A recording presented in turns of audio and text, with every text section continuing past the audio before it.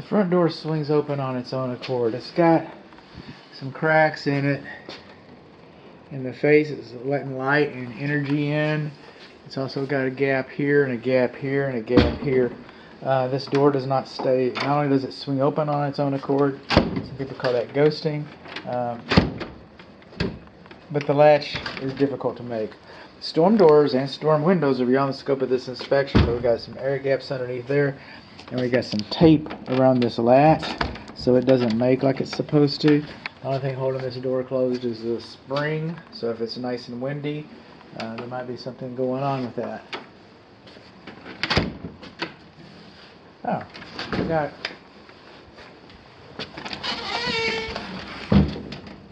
this should be sealed right in there and illuminated. Hey, Brian Carlin. This is called your sounder. We had that discussion a little earlier. Look it up. You'll see. This is the first bedroom, primary bedroom, downstairs bedroom, call it what you will. We got double closets, we got light switches, which is kind of interesting. Alright, so we got light switches, but our lights do not have covers on them. Our lights should have covers on them in the garage as well. Closets are closeting. Closets are being closets. We're missing one of our storm screens. These are single pane aluminum frame windows. Okay, we've added storm windows to give us some additional benefit, some additional insulation. But these windows are dated. This window is very difficult to operate, and it's got a loose, I got a still image of it, but it's got a loose tension spring. Oh, I just had to show you with this little thing right here. Okay, it's supposed to go up in there. It's not supposed to be hanging out.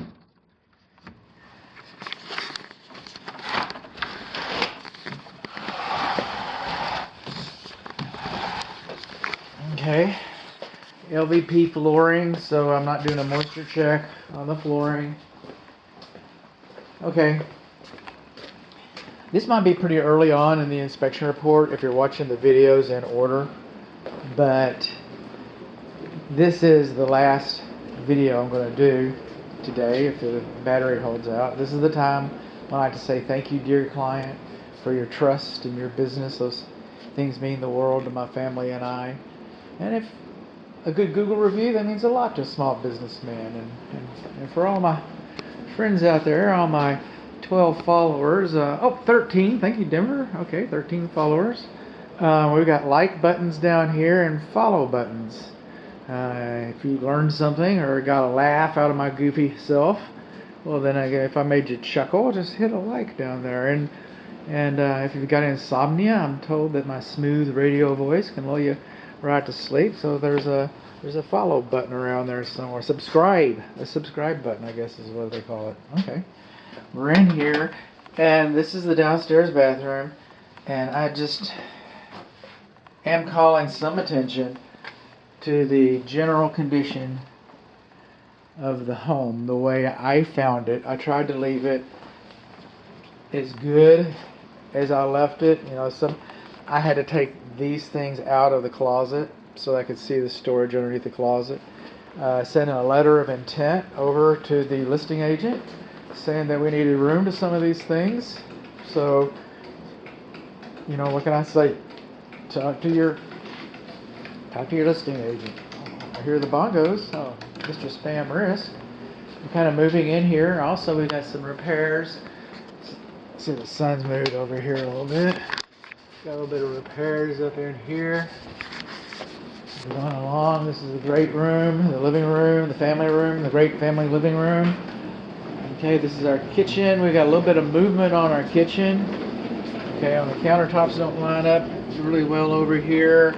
And this is separating from the splash back. This is moved down quite a bit. We got some ceramic tile. Again, single pane windows.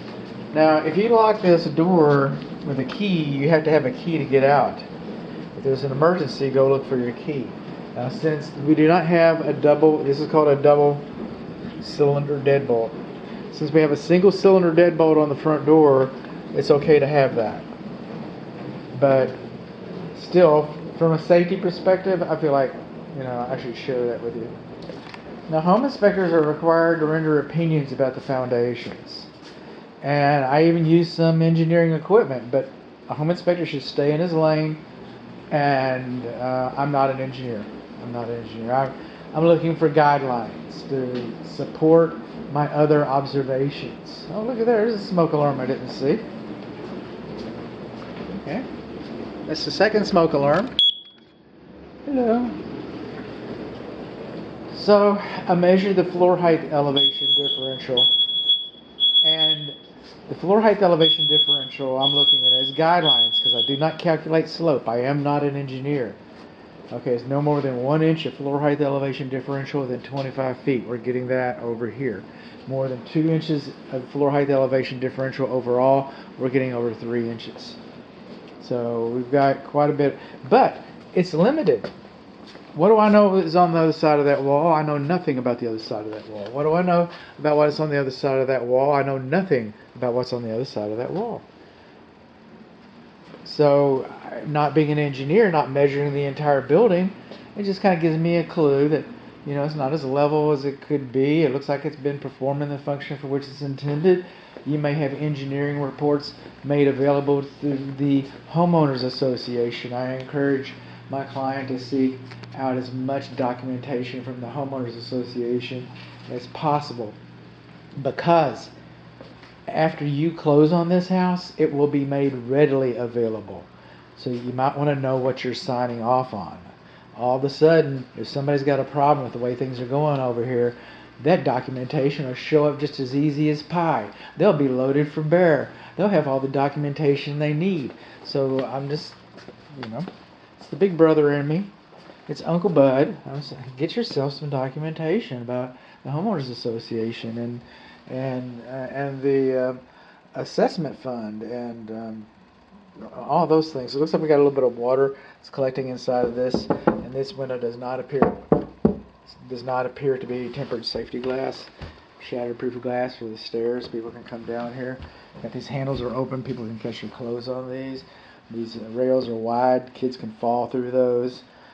Since we have a handrail over here, this handrail doesn't have to be graspable, but this handrail is not graspable. This one over here is.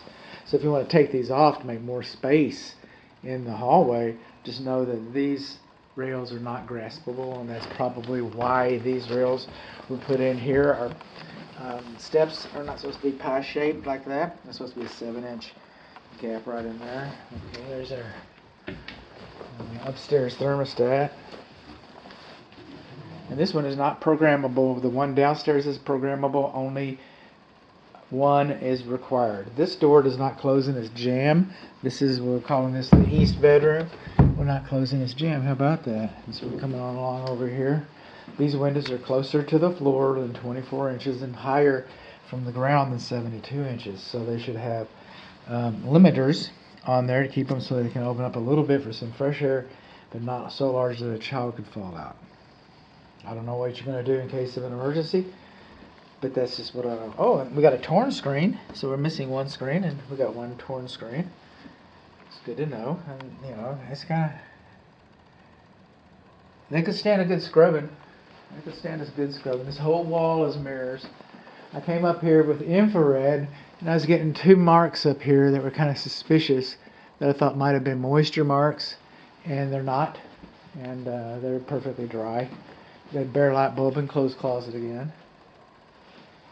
I'll be turning all this off. My client's coming.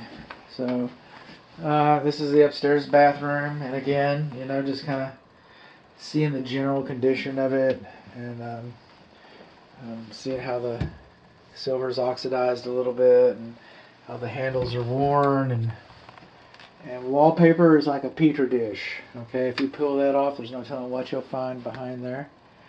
I got a little statement about it baked into the this door drags on the carpet. I got a statement about it baked into your inspection report. And then we're over here, and this is the upstairs. This is the, we're already upstairs. Duh, that was the east bedroom. This is the north bedroom. Missing our door stop, for example. This door does not close in its jam. Okay. Coming along, same thing with the closets. And I'm checking all the receptacles and stuff. Now this window is too high. It's higher than 44 inches. So Granny will be hopping mad. This is Granny's bedroom and you have a fire and she's trying to get out. You know, if you've got kids or something, you might want to put the headboard against this wall. You might want to put the dresser against this wall or something to help facilitate somebody in case of an emergency. But there's that. Let's see what Grand Prairie. You know, that's a good one. Good home inspection. So now this is I'm calling this, and I'm kind of torn about this. Is this the south bedroom and that's the north bedroom, like I said, and that's the east bedroom? Is that how we're calling this?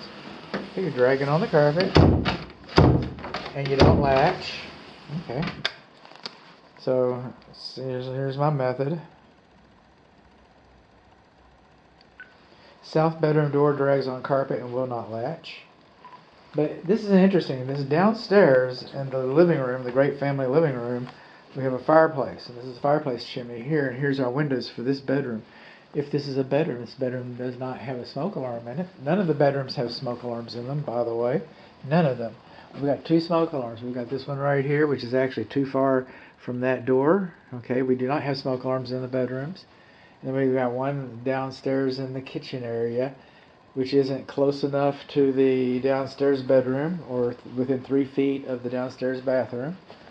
Okay, so that's smoke alarm stuff. But on these windows, we have no emergency egress. No way to get out. If there's a fire, you're just trapped in here. I mean, they barely let light in, to be truthful. So that's it. We're just about through with our riverboat ride.